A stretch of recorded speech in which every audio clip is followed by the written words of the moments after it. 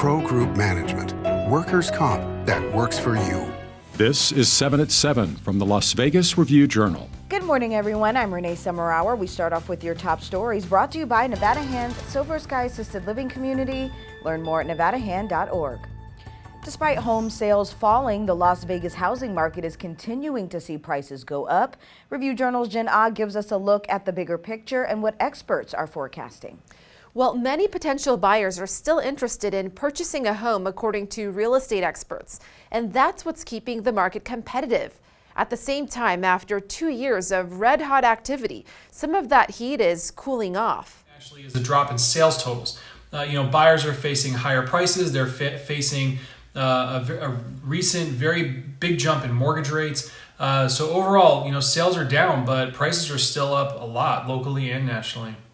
Here's the roller coaster that is Las Vegas's house prices, marked in yellow. The highs and lows a lot more dramatic than the U.S. market, lined in red. Las Vegas house prices grew again in April, up 28% over a year compared to 20% nationally.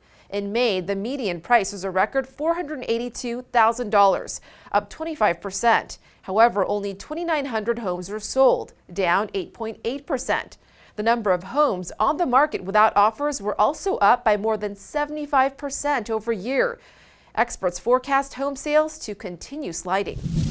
A Las Vegas man was arrested in Los Angeles on Wednesday in connection with a $45 million investment fraud scheme that defrauded more than 10,000 people. Neil Chandran owned a group of tech companies where misappropriated funds were used for business ventures and purchasing luxury cars. He was indicted this month on 3 counts of wire fraud and 2 counts of engaging in monetary transactions in criminally derived property. He faces up to 20 years in prison for each wire fraud count and 10 years for each remaining count. And Las Vegas show and tell killer Sandy Shaw was granted a pardon on Tuesday by the State Board of Pardon Commissions. Shaw was a 15-year-old Rancho High School student in 1986 when she and 2 friends lured 21-year-old James Kelly into the desert, where he was robbed and shot 6 times in the face. In 2007, Shaw was granted parole after 21 years in prison. Shaw told the board on Tuesday that she wished to be released from parole so she can travel outside of Nevada and live freely. Her defense attorney said she has worked at the same air conditioning and plumbing company for nearly 14 years and just, quote, wants to live a normal life. In your business news, sponsored by Bank of Nevada, Bank on Accountability, marijuana consumption lounges might begin to pop up this year. State officials laid out regulations for the business on Tuesday, including a limitation on 1 license per business owner. Lounges cannot be within 1,000 feet of a K-12 school. Only people ages 21 and older will be allowed in, and no alcohol or nicotine-based products can be offered. Employees will need to know how to spot overconsumption and mitigate impaired driving. The Cannabis Compliance Board will open a 10-day application window projected to happen in the fall. The drug has been legal to consume and smoke at private homes, but as of now, tourists haven't had a chance or an opportunity to smoke it legally anywhere in the state. Now it's time for your weather report, brought to you by Star Nursery, your garden's partner for every blooming thing.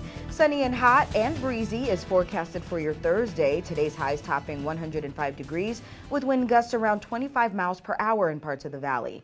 Tonight, mostly clear skies, evening lows around 81 degrees. For the rest of the week, sunny with breezy conditions sticking around 104 by Friday. 29 miles per hour is projected for the weekend.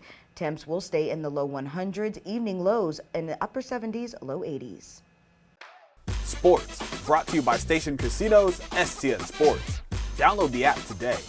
In a matchup between the top 2 teams in the Western Conference, the Aces lost 88-78 to the Seattle Storm Wednesday night at Climate Pledge Arena.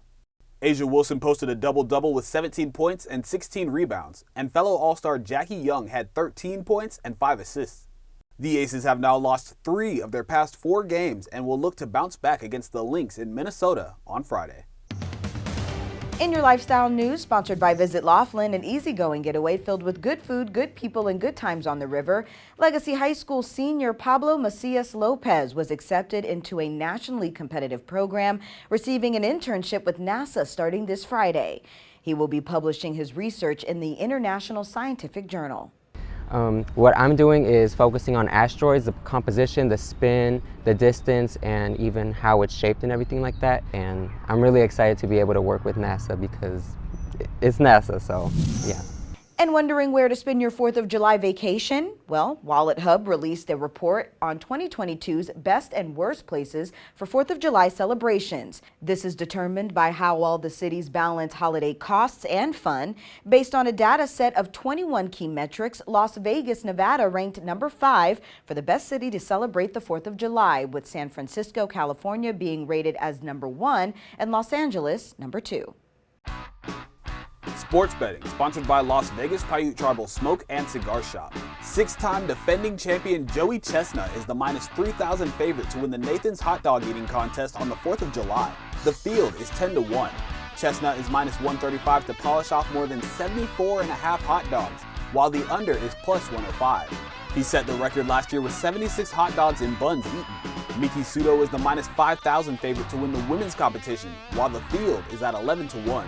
Sudo, who missed last year's contest while on maternity leave, is plus 125 to eat more than 49.5 hot dogs and buns, while the under is at minus 165.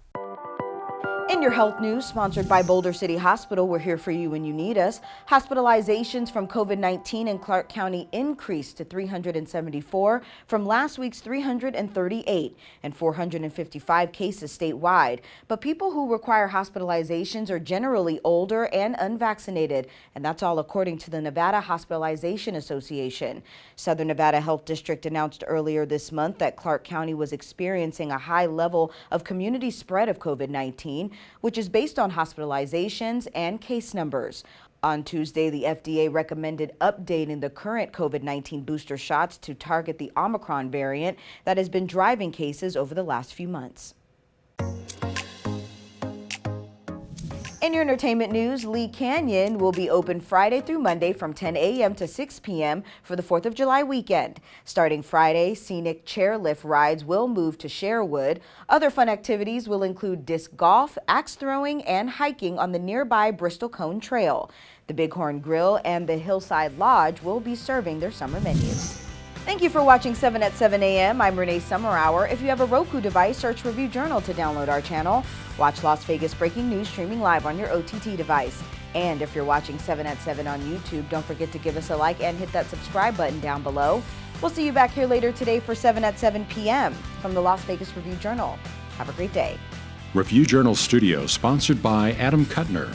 Get the maximum settlement as quickly as possible. This 7 at 7 update, sponsored by Pro Group Management. You're watching 7 at 7 from the Las Vegas Review Journal.